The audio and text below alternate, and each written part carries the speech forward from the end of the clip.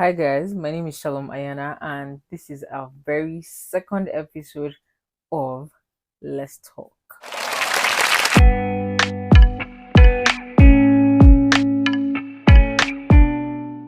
Today we're going to be talking about leaving your nets behind. We're really going to focus on obedience to God, why you need to obey God, and basically how to obey Him in cases where He has called you to do something and it kind of feels like you are not the person meant for the job, if you know what I'm saying. If that sounds like you, welcome to the second episode of Let's Talk.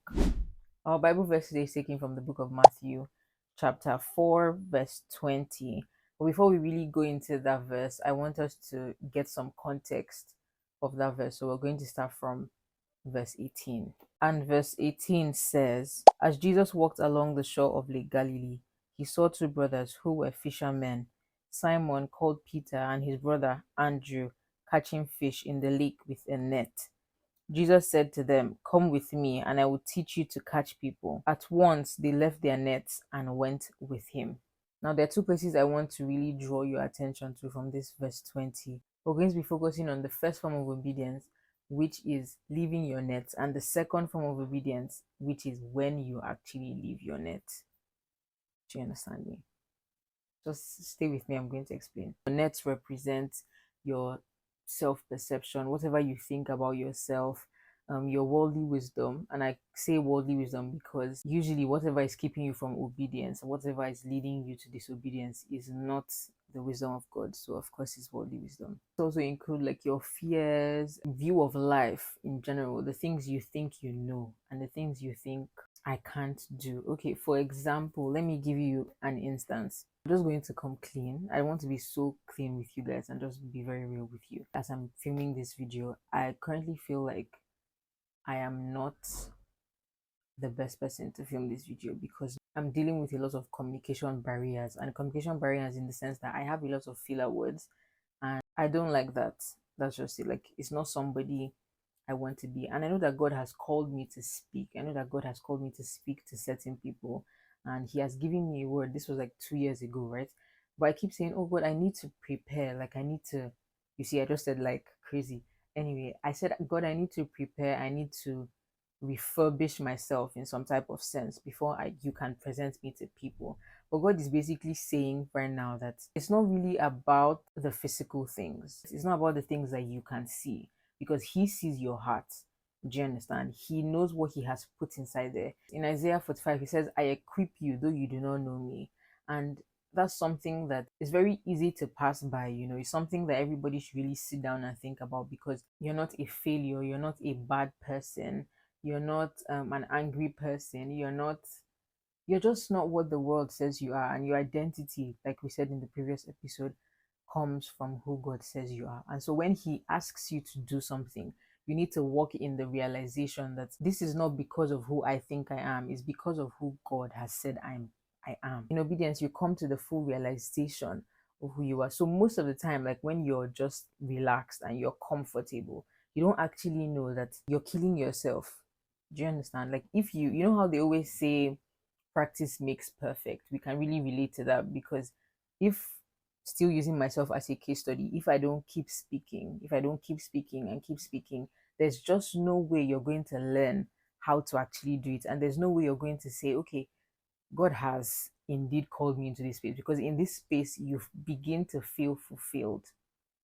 That's what I mean by you come into the full realization of who you are. And in the Bible, there were plenty of people that dealt with doubt and that dealt with disobedience as a result of doubt and fear, because like doubt and fear, they're not like this, they're like this.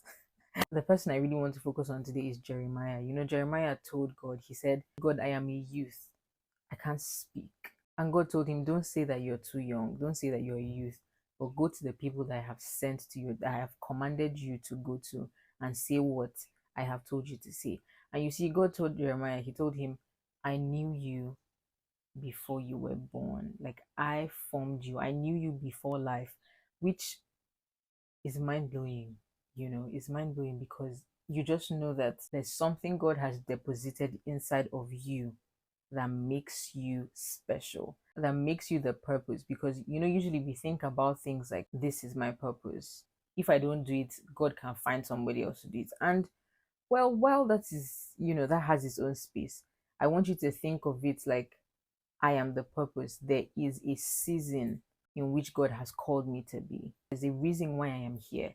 And without you, certain things can happen. Don't let your thoughts about who you are influence your obedience. We need to understand that it's never ever about how we look, it's never ever about our actions, honestly. It's mostly about what God has deposited inside of you because He said He has prepared the way for us. Do you understand?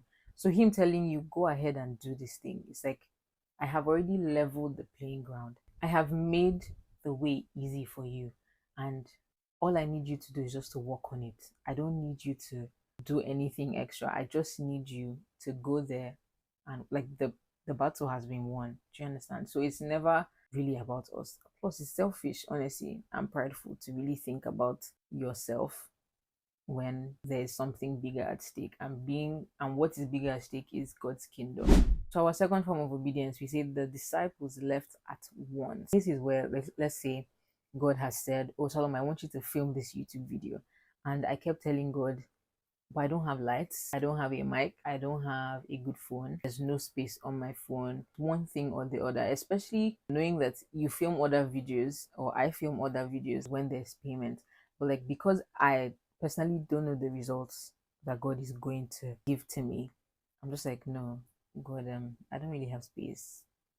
Maybe when I have space, when I buy my lights, I can't do this because I want you to give me this first. Like bargaining with God. You can just apply this to your own situation. But if you've not heard this before, I want to be the first person to tell you that delayed obedience or selective obedience is also disobedience. I heard this from Apostle Selman, and when I heard it, I was so shocked. I was like, are you serious? Is that, and obviously I know that bargaining with God and telling Him, no, do this for me first before I do this for you, it has negative connotations. But when you're genuinely depressed, in a depressed state, and you tell God like, oh, honestly, I can't do this thing, I don't think that I have the capacity to do it, I don't think that I am befitting enough to do it. I didn't realize that that was also disobedience in a way. And he explained, he said, simply because obedience has a window attached to it, and God doesn't do anything randomly.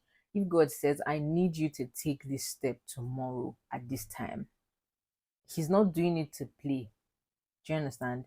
He's not doing it to make some type of joke. He's not doing it to satisfy Himself. There is a reason and there is a time. Maybe there's somebody He's sending there for you to help the person. And if you're not there, you know and I know how difficult this is, and I know how much pressure you can feel from feeling like God has sent me to do something. Like, it's exciting, but there's some type of pressure, like, am I really enough? And I just want to tell you that you are enough, and not because of what you think you are or who you think you are, but just because of what God has deposited inside of you. Because before He sends a word, He equips you, just like He has said in His own word. And God doesn't lie, like, why not just take a risk and be vulnerable enough to let go of control of your life? Who knows? Who knows? I don't want to give you false hope and say, there's money attached to it or there's something else attached to it. But I need you to know that obedience does carry blessings, and God's blessings are way more than material things. God's blessings are way more than money and resources and finance and all of that and anything you can really think of. Just know that if He has sent you, then there's a reason. If I can't carry out, or if I don't carry out what God has asked me to do, I honestly don't have peace in my heart, like in my gut, right in my gut. There's no peace, and it's just like I'm in such a state of turmoil. There's just no peace, and I'm like, okay, God, why is this pressing on my heart so much? Honestly, all I can say is, why not just take a chance on God's word? Like, if you know your God, and if you know that He doesn't lie, except you doubt His word in a sense, if you know that He doesn't lie, why not just do it? Just go ahead and do it. There's nothing to lose, to be honest. So with that, I just want to say, I know you think you don't know yourself now, but when you actually come into doing what He said you should do, you come to a full realization of who you are. And there's nothing that beats the joy and the peace of just knowing, because in it you get satisfaction. And honestly, that's like the best feeling on earth, I promise. So go forth today and multiply. So go for today and do what God has called you to do. And I really hope that this video moves you to go ahead and do it, because everybody has been telling you it's not nice now. Just go ahead and do it.